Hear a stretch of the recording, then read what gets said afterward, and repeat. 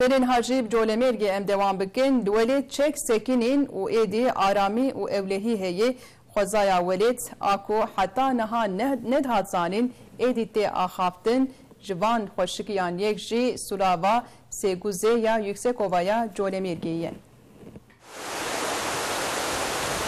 Navê welet êdî ne bi şer û pevçûnan bi delaliya xwezayê tê gotin.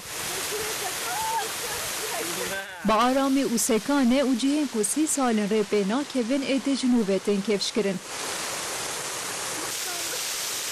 Civan cihan yek jî sulava sêguze ya li colemergeyê.